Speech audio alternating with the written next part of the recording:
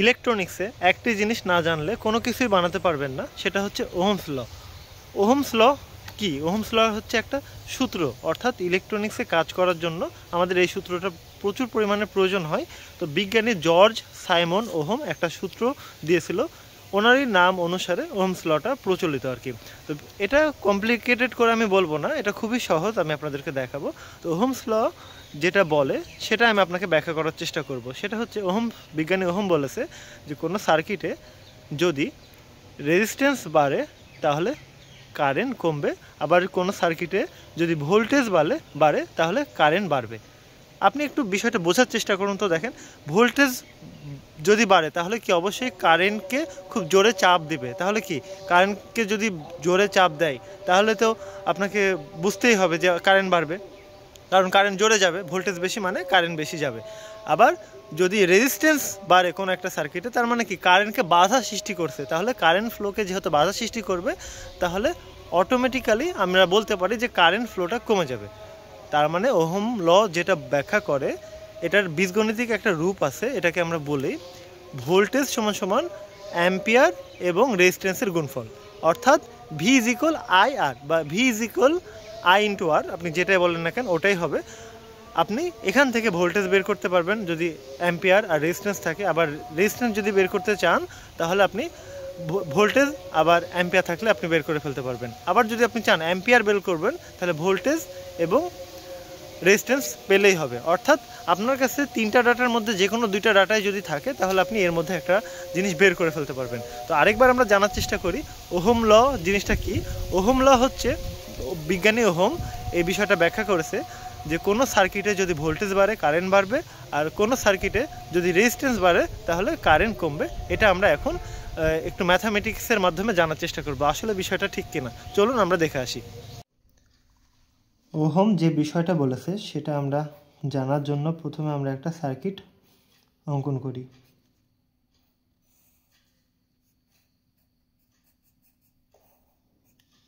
এটা আমাদের positive negative, এটা আমাদের পাওয়ার সোর্স 5 ভোল্ট দিলাম।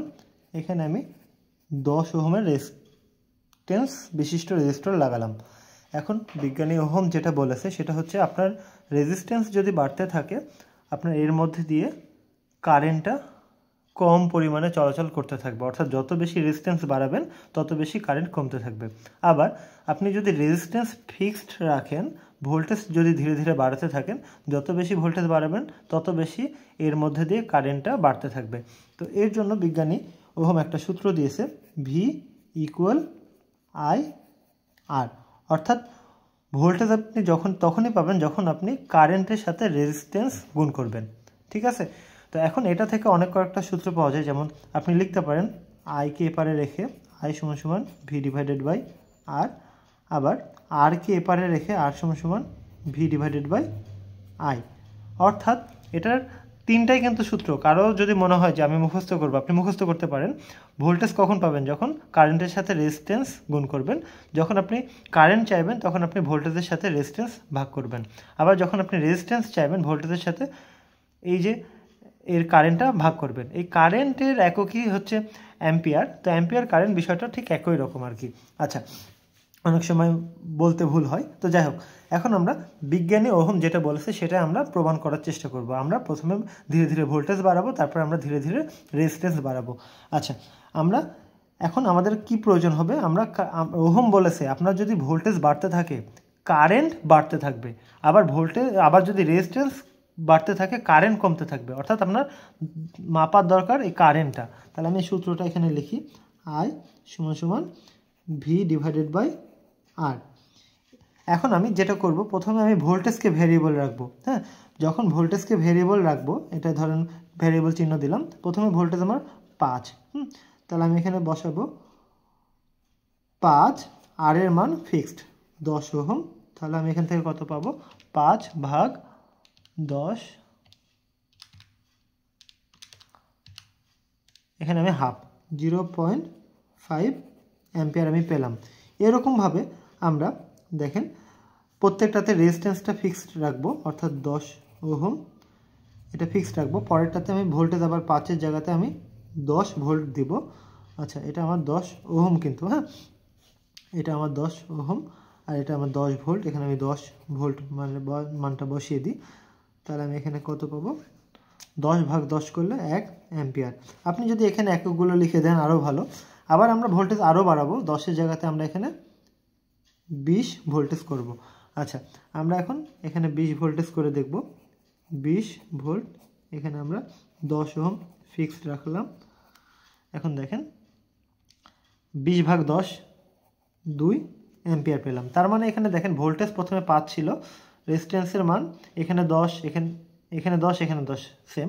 এখানে প্রথমে 5 ভোল্টের জন্য 0.5 অ্যাম্পিয়ার, 10 ভোল্টের জন্য 1 অ্যাম্পিয়ার, 20 ভোল্টের জন্য 2 অ্যাম্পিয়ার। এখানে কি কোনো কিছু বোঝা যাচ্ছে?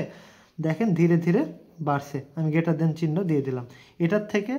আচ্ছা, গ্রেটার দেন চিহ্ন আমি এখানে উল্টা দিয়ে দিয়েছি, সরি, এখানে একটু ভুল হয়ে গেছে, চিহ্নটা হবে উল্টা দিকে। আপনি চিহ্নটা এরকমভাবে দিতে পারেন, অর্থাৎ এটার থেকে এটা বড়, আবার এটার থেকে এটা বড়।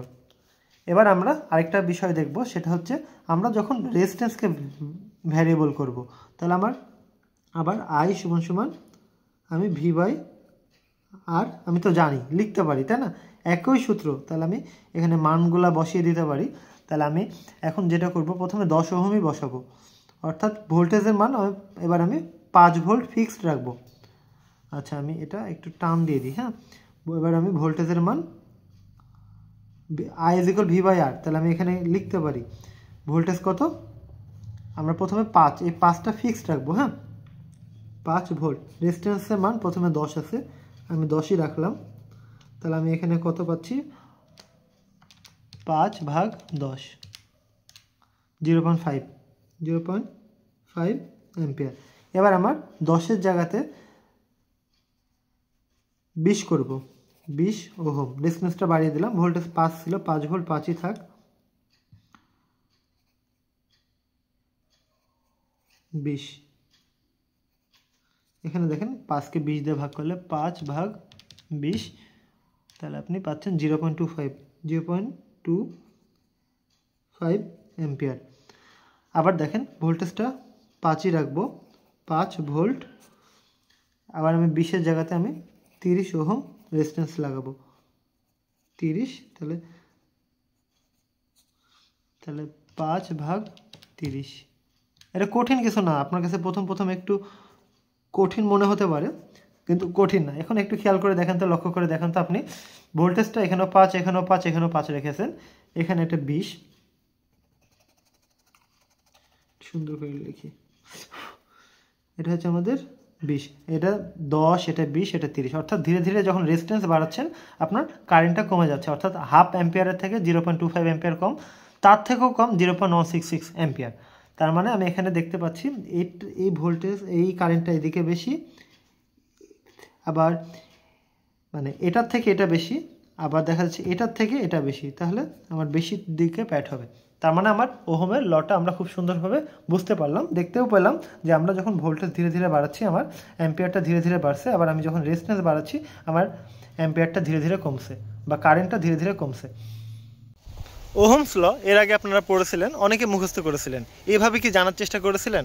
হয়তো বা অনেকে এভাবে জানার চেষ্টা করেননি। আপনারা এভাবে কখনো ফিক্সড বলতে পারবেন না এত ওহমের রেজিস্টর এত ভোল্টেজ কমাবে, এরকম না।